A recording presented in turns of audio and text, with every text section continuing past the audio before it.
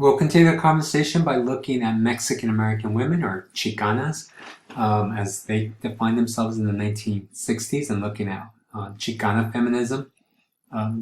This is a lecture where I'll be addressing my bits and pieces of my dissertation here and there, but there is a lot, so we'll see how fast we can go through this.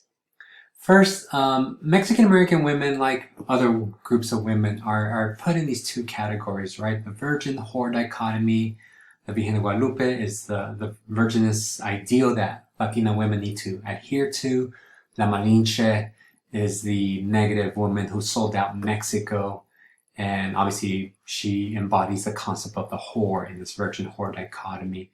So these concepts are kind of important in the context of the Chicano movement as a whole. Women are put into one of these two categories by men as they're addressing some of the civil rights issues in this period. So Chicano nationalism really kind of focused on this sense of family and culture. And unfortunately, many of the men were machistas, or kind of macho. You probably heard this concept before. And it didn't really allow women to have many opportunities in these organizations that they were forming in the 1960s. So Chicana feminism doesn't develop until the late 60s, like 69.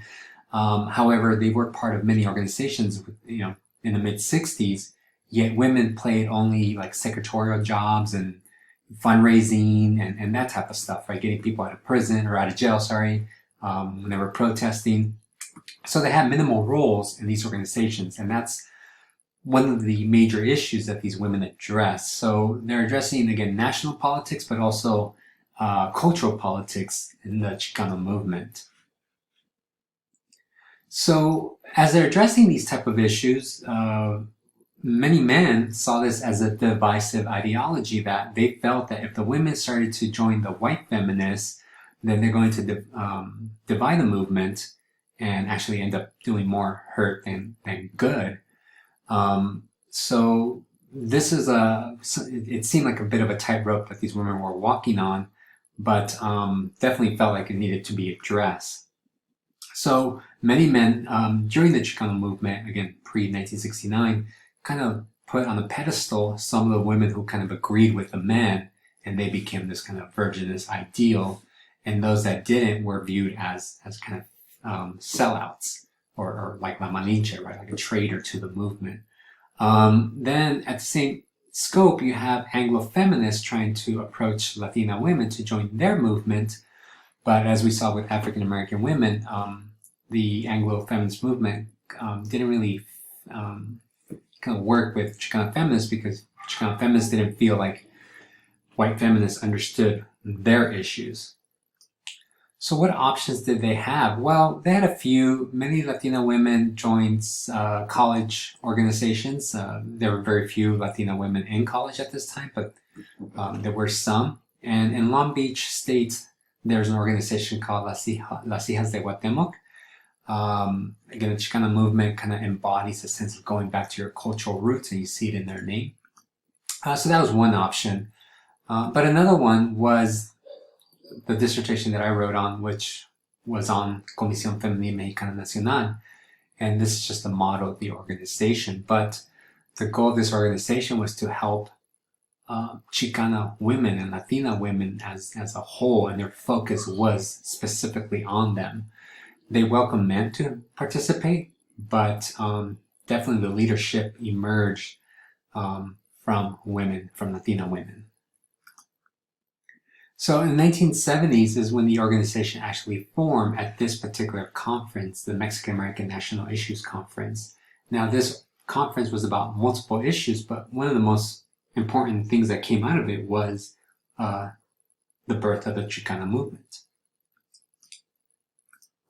So the Comisión Femenil Mexicana Nacional actually formed different programs. One of them was the Chicana Service Action Center, and they focus on making sure that Latina women, or Mexican American women, had economic mobility.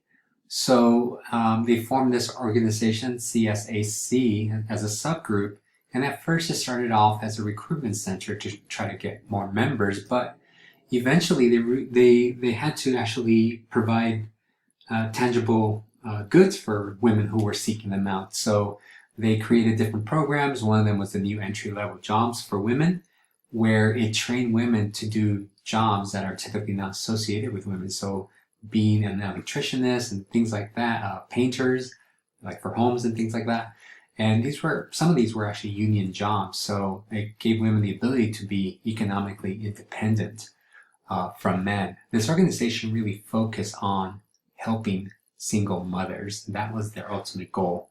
Because even though the Mexican American family is presented as a nuclear family with a husband and wife and kids and stuff like that, the reality was quite different. And the founding member, Francisca Flores, really focused on helping single mothers.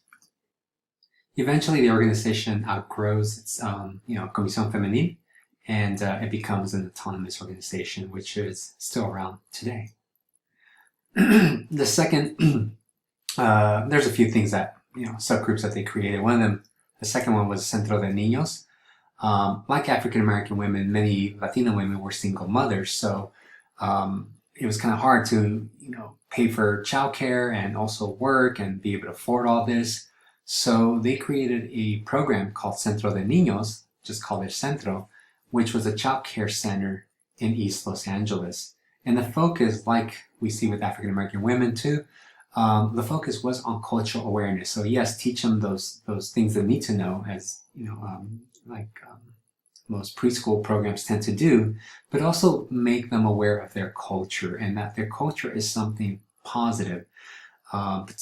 Specifically Mexican American culture, looking at their indigenous deities and indigenous culture and language, and not be ashamed of who they are, because if you can remember the article on Mexican American women, many people of color are kind of taught that their culture is what impedes them from being successful, and that's the farthest thing from the truth.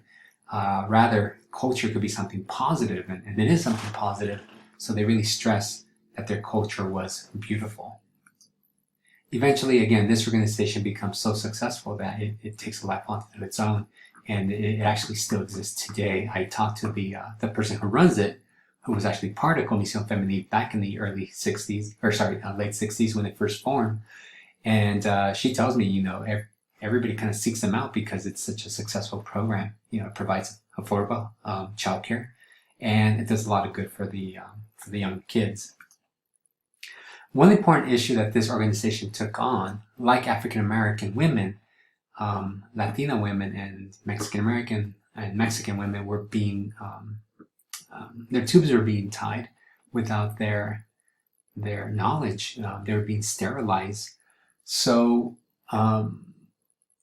this organization, along with multiple organizations, actually sued the county in this infamous case called Madrigal versus Killigan. And I'll show you a trailer. I'll post a trailer of this case. They did a documentary on it. But Comisión Femenil was instrumental in this case. So at the USC Medical Center in Los Angeles, they would push for sterilization. They would advocate, some of the doctors, they would tell from the different information that I got, the doctors would tie the women's tubes in while they were about to give birth, like have them sign the papers so while they were about to give birth. And so this is very kind of problematic because you don't tell somebody to sign papers in the middle of all this pain, right? They would get translators from people who would were part of the cleanup crew or something like that, and ask them to translate this medical knowledge, which obviously they were not prepared to do, and they would often misinterpret the information.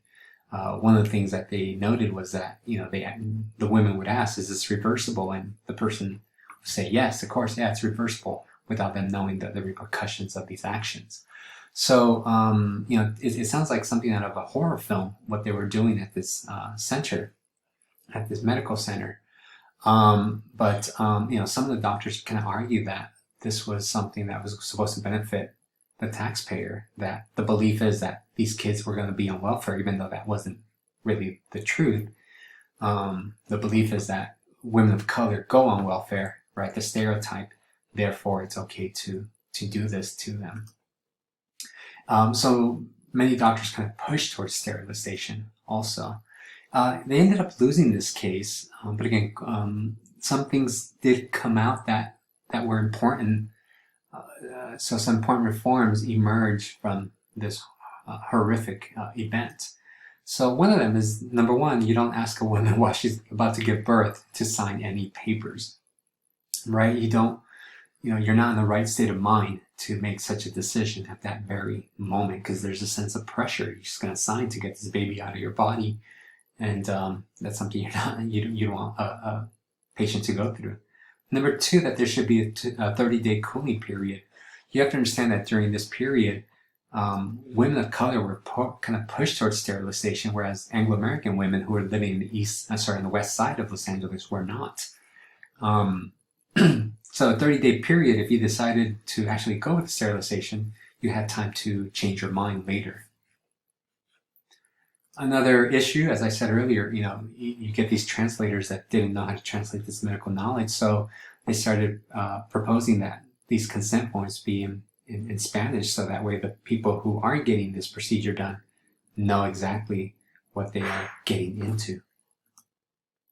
And then lastly, that the state should follow federal policy. These policies were already in place, some of these reforms that were addressed here.